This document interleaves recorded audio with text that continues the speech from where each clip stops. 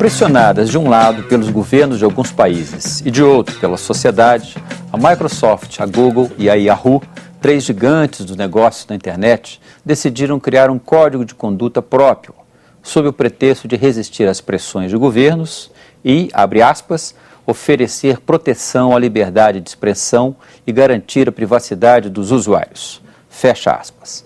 Com ou sem o código, no entanto, as empresas que gerenciam sites de relacionamento na rede mundial de computadores continuam sendo processadas em diversos países por pessoas e instituições que se sentem atingidas. Particularmente no Brasil, como estão as relações do judiciário com a internet? Nossa lei já é capaz de proteger usuários e garantir a liberdade de expressão ao mesmo tempo? Nós entramos nesse debate no programa de hoje. O Via Justiça, que já está no ar, é uma parceria da TV Assembleia com a Associação dos Magistrados Mineiros.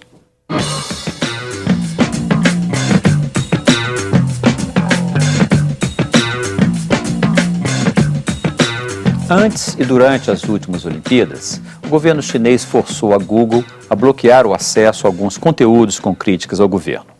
Isso gerou críticas no chamado Mundo Livre, sob o argumento de que a internet deve ser um espaço democrático e imune a controles. Por outro lado, decisões jurídicas em diversos países, inclusive o Brasil, têm obrigado a Google e a Yahoo a quebrarem o sigilo e identificar os usuários autores de crimes. Sob o ponto de vista da lei, qual será o futuro da internet? Um espaço inteiramente livre, sem controle? Um espaço controlado por organismos de governo? Ou um espaço controlado por um organismo internacional? Nós conversamos sobre isso no programa de hoje. Nossos convidados são o advogado Luiz Felipe da Silva Freire, que é vice-presidente da Comissão de Informática da OAB de Minas Gerais, e o juiz José do Carmo Veiga de Oliveira, atualmente na Corregedoria do TRE de Minas Gerais. Doutor José do Carmo, muito obrigado pela sua presença aqui. É um prazer. Doutor, o senhor está atualmente na Corregedoria do TRE, mas o senhor é titular de uma vara civil em Belo Horizonte. É a 11ª vara civil. 11ª, e já examina essas questões da internet com frequência. Já vem aparecendo essas questões, essas discussões, e evidentemente que no nosso sistema de governo, regime democrático, a nossa Constituição, ela proíbe o anonimato. Perfeito. Simultaneamente, enquanto garante a liberdade de expressão. Garante a liberdade. Nós vamos detalhar essa conversa. Doutor Luiz Felipe, muito obrigado pela sua presença aqui. É um prazer. A Comissão de Informática da OAB, ela tem trabalhado em que sentido? A ideia é formar os advogados, orientar os advogados nessa área da internet? Exatamente. A Comissão de Informática, ela tem o sentido estrito sensu, que é participar dentro da comissão, dentro da OAB mesmo, fomentar o avanço tecnológico da Ordem dos Advogados do Brasil para fornecer uma prestação de serviços ágil e eficaz. E também para discutir os temas relacionados na área fora da Ordem dos Advogados do Brasil, porque a OAB, ela exerce uma função social dentro da nossa sociedade para defender o direito dos cidadãos. Perfeito. Então ela tem também essa função social mais ampla, né?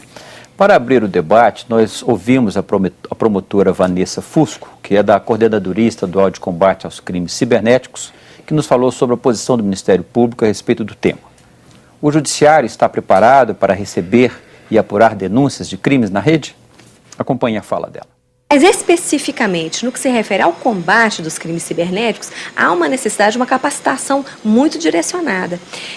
Então eu ainda não conheço no Brasil alguma capacitação que tenha sido levada até os juízes para que eles possam efetivamente receber as demandas. Normalmente são medidas cautelares que o Ministério Público ingressa ou a própria polícia, né, que faz um pedido de interceptação ou coisa semelhante, e que é necessário que o judiciário tenha conhecimento, porque os juízes é que vão conceder ou não uma ordem que nós pedirmos, né? Então, se o judiciário, que eu reputo, ainda não está muito bem preparado para atuar nesse campo, não se capacitar, não alertar os seus membros para esse novo tipo de criminalidade que está aí batendo a porta, realmente vai ficar muito difícil a persecução penal mesmo, né? Nós descobrimos a autoria dos delitos praticados via rede. Doutor Zé do Carmo, de um lado nós vemos aí as Google, Yahoo, Microsoft se organizando, se articulando, estabelecendo um código de conduta próprio, né? Do outro lado, tem aí a opinião da doutora Vanessa, que eu queria saber se o senhor concorda, o nosso judiciário ainda não está suficientemente preparado. Como é que o senhor imagina que vai se desenrolar isso aí? Primeiro, o senhor acha que o judiciário brasileiro ainda está aquém do que deveria em relação a essas questões da internet? Eu tenho para mim, Manuel, que a questão está vinculada ao seguinte aspecto. Em toda a área da sociedade, ainda existem muitos itens que não foram sequer identificados pelo direito. Mas essa lacuna do ordenamento, que é diferente da lacuna da lei, não impede a ação do judiciário. Eu conheço a doutora Vanessa já de longos anos, trabalhamos juntos, e tenho para mim que nesse aspecto eu ouso discordar dela, com todo respeito, porque a despeito de tudo que vem acontecendo e sendo apresentado ao judiciário, o judiciário não tem se omitido. Ele tem se feito presente, atuante e ativo, e tem o rigor da lei para poder combater esse tipo de situação. A questão da internet, ela pressupõe vamos dizer, um aparato tecnológico muito, às vezes até sofisticado. Nesse aspecto da preparação tecnológica, o judiciário brasileiro já está caminhando ou ele não é tão importante assim no caso dos julgamentos? É importante, quando nós temos alguma dificuldade nessa área, nós nos valemos de peritos. São pessoas especializadas no assunto, que nós podemos, em última instância, até requisitar para poder fazer a produção probatória e, então, sustentar as nossas decisões. A grande dificuldade, talvez, que possa ser apontada é a ausência de um regramento. Sim. Mas, em termos de regras gerais, nós podemos perfeitamente, por exemplo, identificar e, se for o caso, processar e até mesmo punir quem rouba, por exemplo, dados confidenciais e causa danos em computadores através do próprio Código Penal, que tem disposições a esse respeito.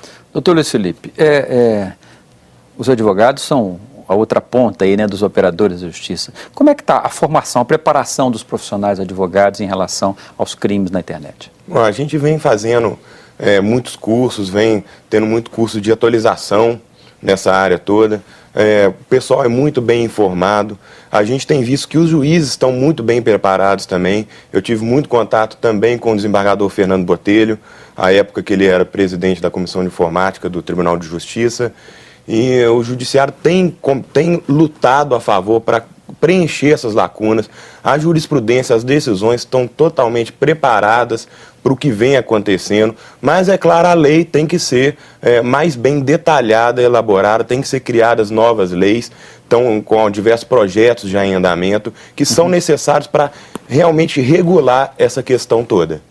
Então, na avaliação do senhor, a defasagem entre a evolução da tecnologia e o crescimento dos crimes na internet e do judiciário brasileiro não está tão grande assim? Não está tão grande. O judiciário, a gente vem vendo que vem tendo decisões extremamente sensatas nessa área. São decisões que que demonstram entendimento tanto dos advogados das duas partes, que botam uma questão extremamente complexa, de difícil entendimento. Muitas vezes os magistrados estão preparados e estão fundamentando muito bem suas decisões.